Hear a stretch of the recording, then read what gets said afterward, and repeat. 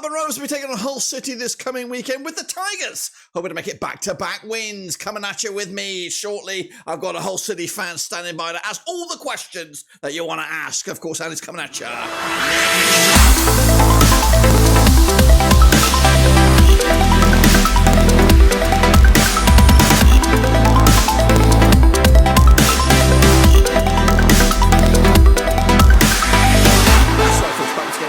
Rovers Rivals video today.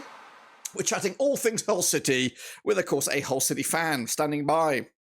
And we'll get to him in just a second. Of course, if you're new, where you been, smash your subscribe button, bang, all things Hull City related, Blackburn Rovers related, world football related, all here, boys. Under one Rooski, that's right. Of course, can, Hull City make it back-to-back wins? And, of course, can they actually compete for the top six? We'll talk all about that and more in a second. Of course, big shout out to my VIPs. They are the pictures, of course. You know who you are. But, of course, let's jump into the meat of the matter. And so joining me today is Joe. He is a Hull City fan, of course.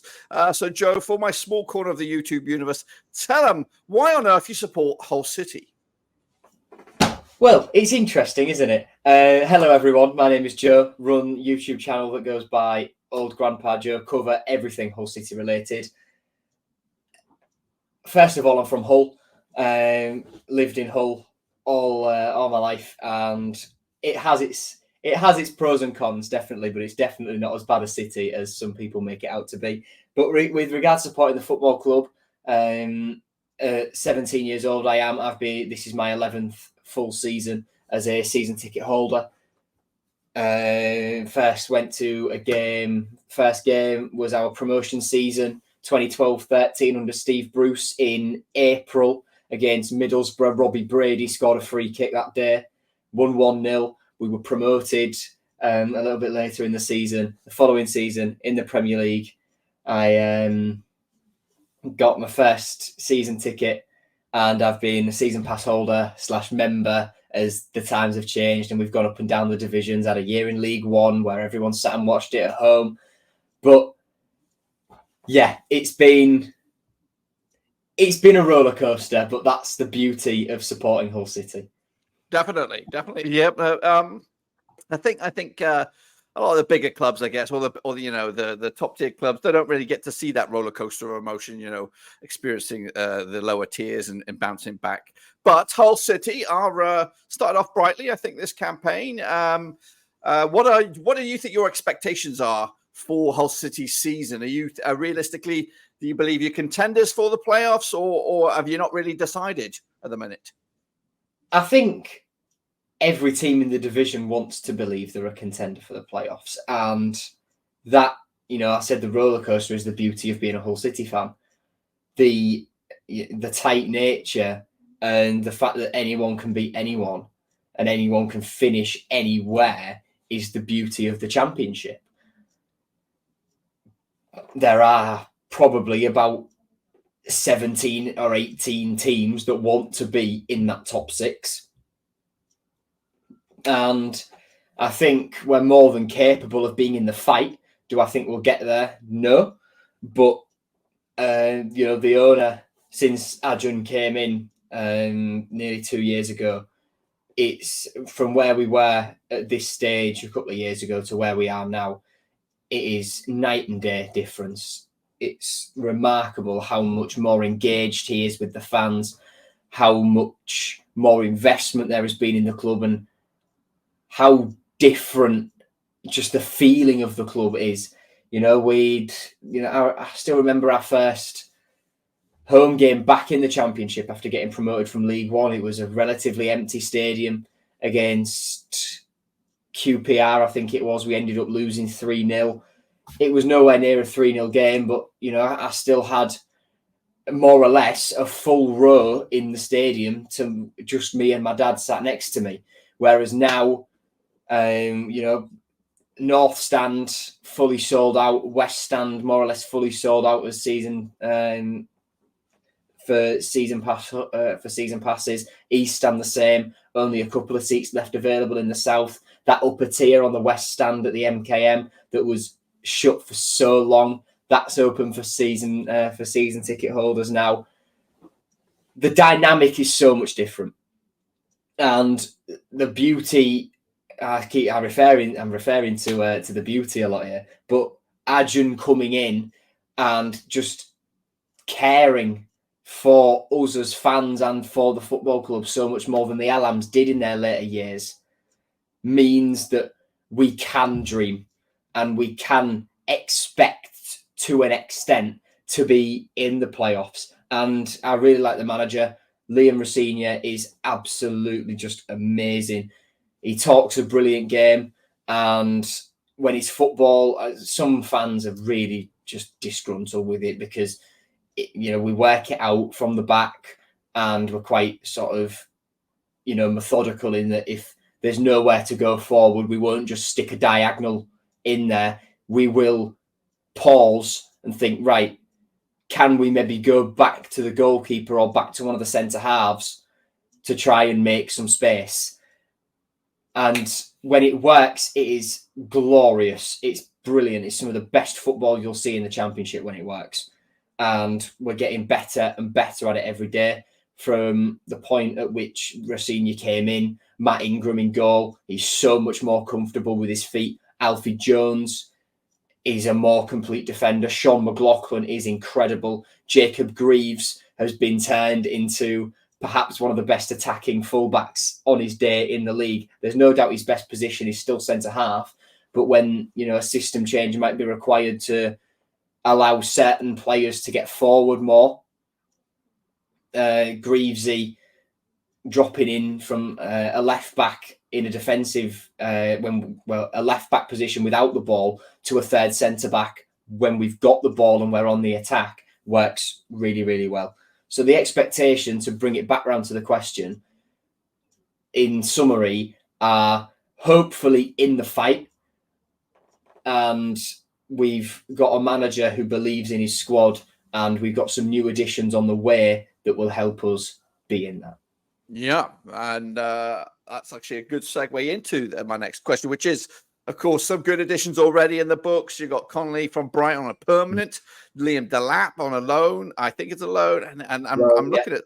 I've seen Scott Twine being linked as well, which on his day it would be an amazing pickup. I hope it's a little delayed though. I'm hoping that business doesn't get done till maybe Sunday or something like that, because Sunday on Monday you want that one done.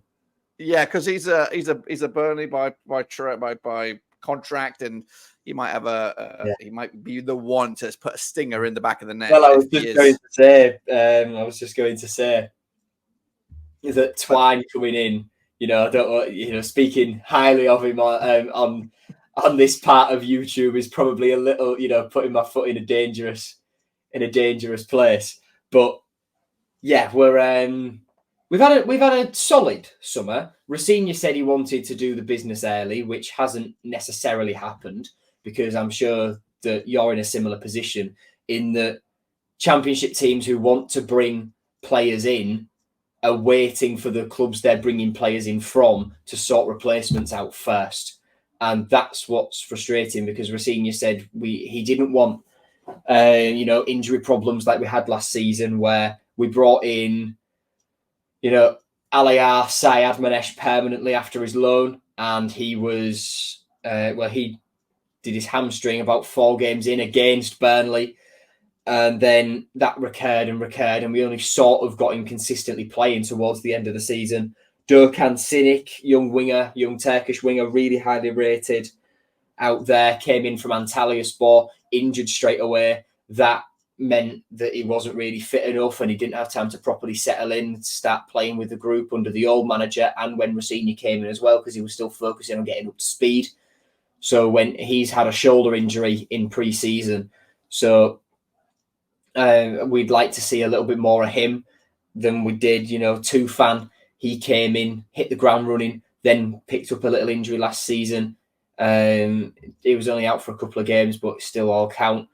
Same with Seri last season. We signed an Arsenal kid on loan who got injured in their pre-season before we signed him, but we were under the impression from them that he would be fit very quickly. As it turned out, he wasn't, and we sent him back in January, having never played a game for us.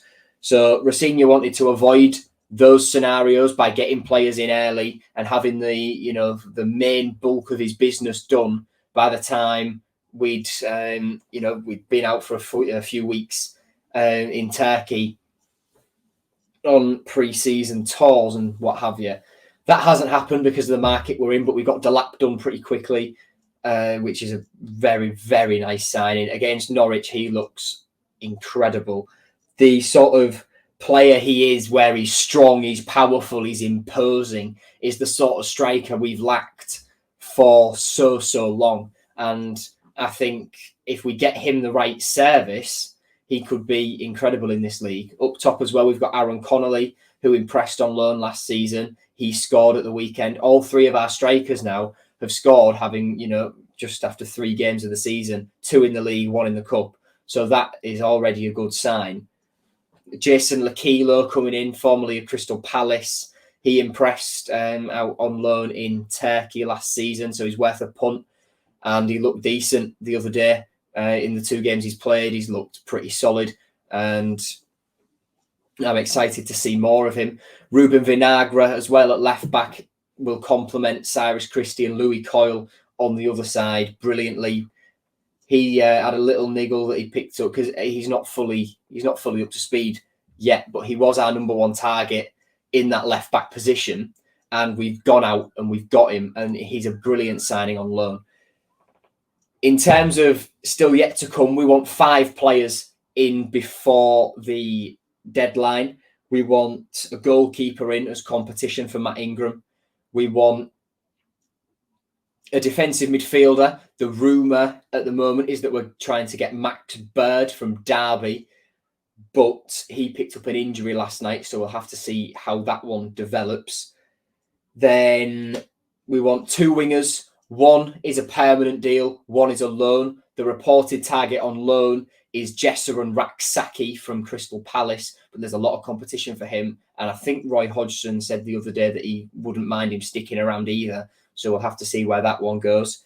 The other winger, we're working on a permanent deal for a young talent, I believe, but we don't know the name of that player yet. We don't know who they are, because any journalists that do know understand that the club don't want to alert other clubs to him, and we're working very hard behind the scenes to get that done. And then there's the 5th one is Scott Twine. We were interested in him last summer. He came for looks around the training ground and the stadium and things like that, but Burnley put up more money and he went there. But Ajun, our owner, teased at the back end of last season that there was a player who we were interested in spending big money. We were going to spend 3 or 4 million on this lad. And he teased that there was a player who we were interested in and very close to signing for a good sum of money last season, that had been in contact with him and said, look, if the opportunity is there to come in, I'd love to come in. And Scott Twine is the player we've been working on. It was reported about this time last week that we were trying to get it done for this, in time to play Blackburn.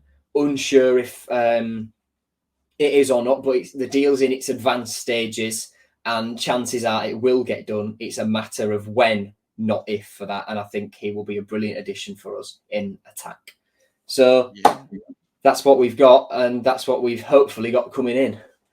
Yeah, it looks like it's going to be a busy window across the championship for teams. A lot of business being like you said, being halted or stalled because of Premier League loans. They typically come later in the window as well, don't they? Because these Premier League teams will play the first couple of games of the season, realise what they need, and that might open up opportunities for other players to go out on loan.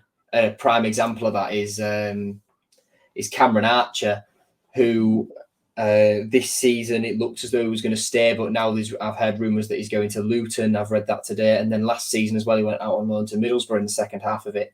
I believe he was at Villa first half of the season, wasn't he? I think so. Yeah, I think everyone's sniffing around him. I think Sheffield United also looking at him. Middlesbrough looking at him maybe as a replacement because they just sold Akbom. So it's still lots of business to be done across the league, like you say. Yep, and of course, this league, again, it is very early on. If you have to force to make a decision where Hull City will end up at the end of the campaign in May, where will it be?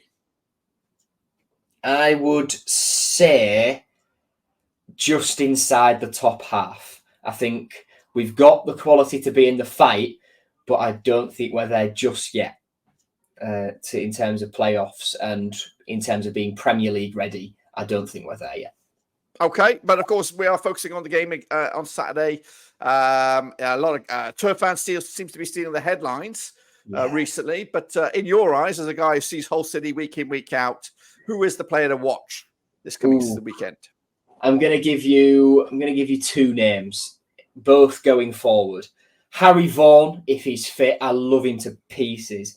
We signed him from Oldham last January. He went into the under-21s, and then in a matter of weeks, really, he was in with the first team, and he made a really, really big impression on the manager, who gave him his debut in this fixture at Ewood Park in the second half of last season.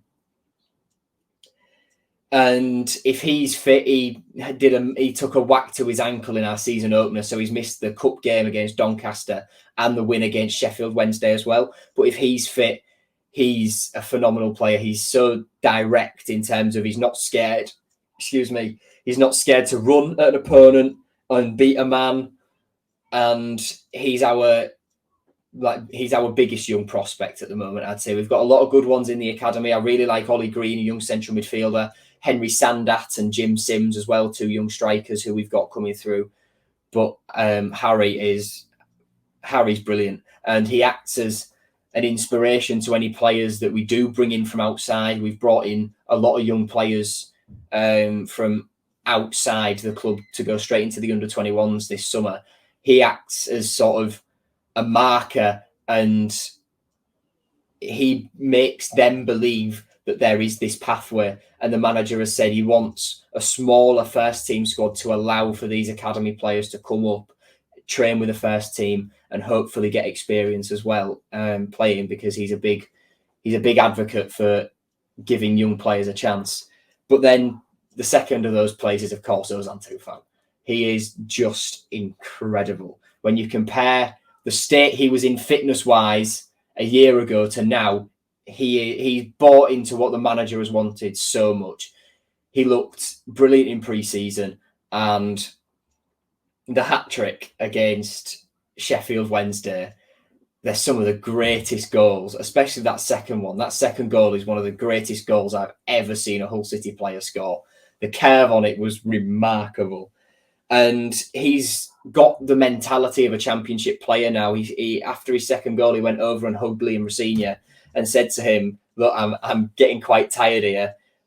But the manager says, "No, you're going to stay on and you're going to get that hat trick." And that's what he did. He kept running. He was chasing balls down. The fitness level is exactly what you want from a championship player now. And he's, like I say, he's really bought in to what the manager wants.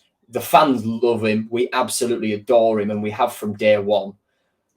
And I think he will be, I think if any two players are going to cause your defence some problems on Saturday, mate, I think it's going to be Tufan and it's going to be Harry Vaughan. But of course, we've got Liam Delap and Connolly and Estupinian up top through the middle as well. Yeah.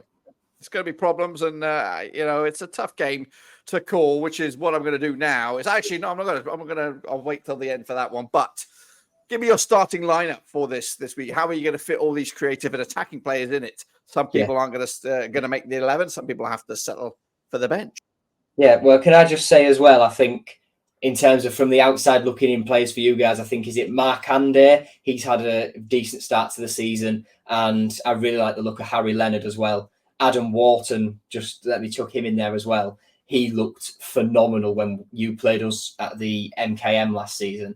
So I think those will be the three. Just looking from the outside, I'm not sure what your injury situation looks like, but they're the three that, for me, going forward, will cause our defence some issues. Am I right in thinking that? Yeah, yes and no. Of course, Wharton is our golden child, our biggest hope to make some Star boy. Star boy, yeah. I think he's got Everton knocking on the door and some other teams in the Premier League right now. I think we'll hold on to him for the season. But Wilders is always study is our next major asset that we should sell eventually, because that's what it is these days. We've got to get these young kids. Say again? That's the Championship. That is the Championship. Yeah, McInday and Leonard. Yeah, they're all right. They're pretty decent. Of course, they're up and running with their goals, and that's great. I think they're going to probably have a back seat for this coming weekend. I think it'll be Gallagher's back now, who is our only really recognised striker at the moment. Leonard, well, to tell you, Leonard is a recognised striker, but senior striker. Then McInday can be deadly. He's just 50-50 if he's on it or not. And first game season he was on it, second game not so much. So I think it'll be a more experienced 11 for Rovers, but we're still a young squad and we still have a lot of young players to fill the void in there. But Wharton will play because he's Adam Wharton. He's Adam Wharton. He's got a peg of a left foot, and he picks the passes out. And we need 10 more Whartons though. That's what we need.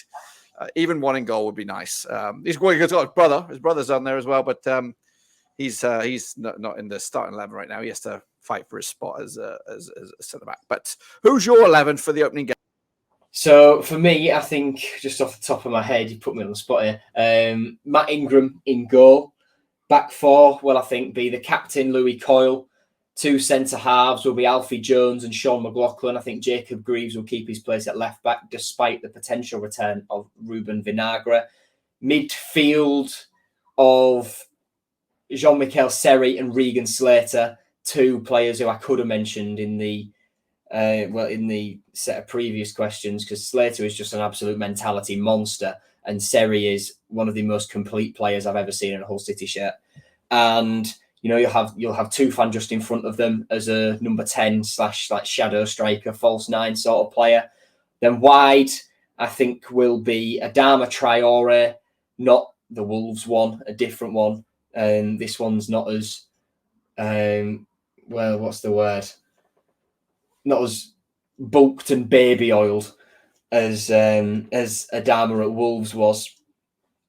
And on the left could be Harry Vaughan if he's fit, but if he's not, Jason Lakilo will keep his place, and then up top I think will remain Liam Delap. Then, of course, off the bench, I've mentioned Connolly and I've mentioned Estupinian before.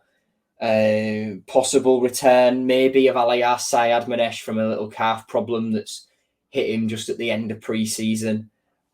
But we'll have to wait for the manager's press conference tomorrow to find out the full details on that. All right. Again, does sound like very,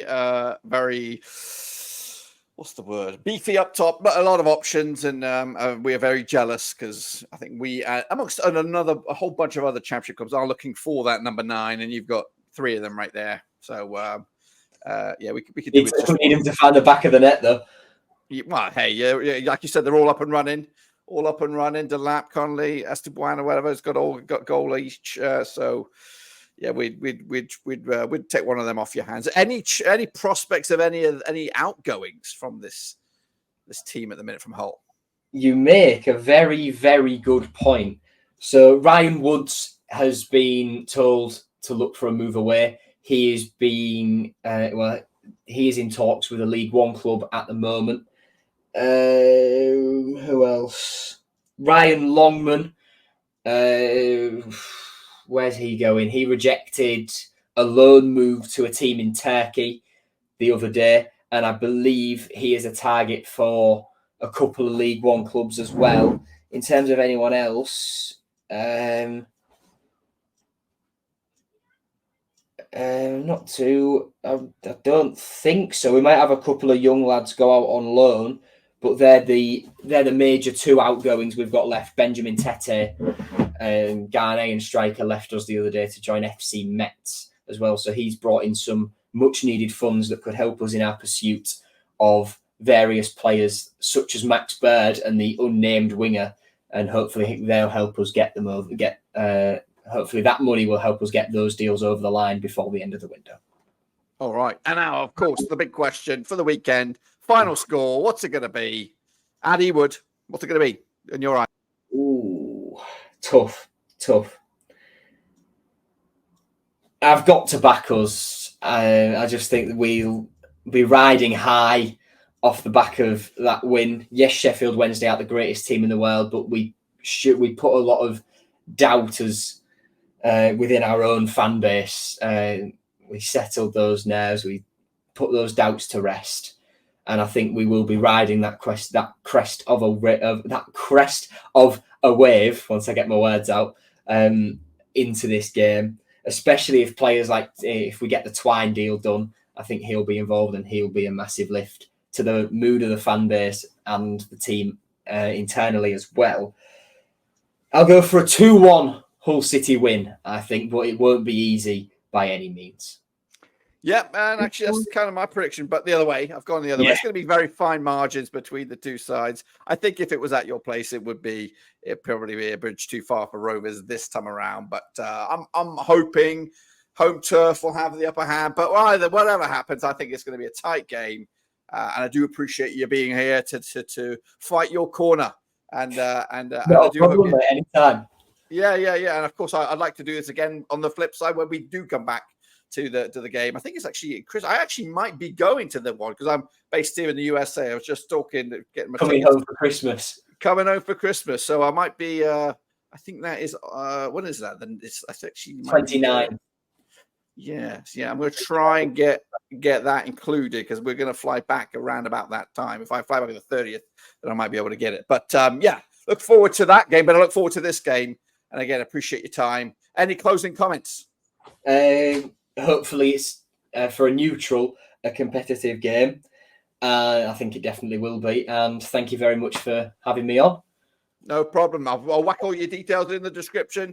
And of course, I look forward to chatting with you, of course, later on in the season. Good luck after this weekend. Hopefully have you had a nightmare on Saturday. Hopefully they forget Twine. Just forget it. Forget about him. That would be great.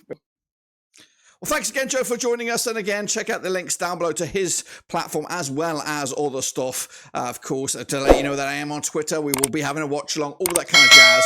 Your one-stop shop for this weekend's match between Rovers and Hull City is right here. So make sure you check just that. Luna's excited. Joe's excited. I'm excited. But of course, you have to be excited as well. So subscribe, thumbs up, hit the little bell. Next week, of course, we build up for another game. But today, it's all about Hull City and, of course, Rovers. We'll talk all about it, of course, as kickoff looms. But until then, subscribe, thumbs up, and I'll catch ya on the flip.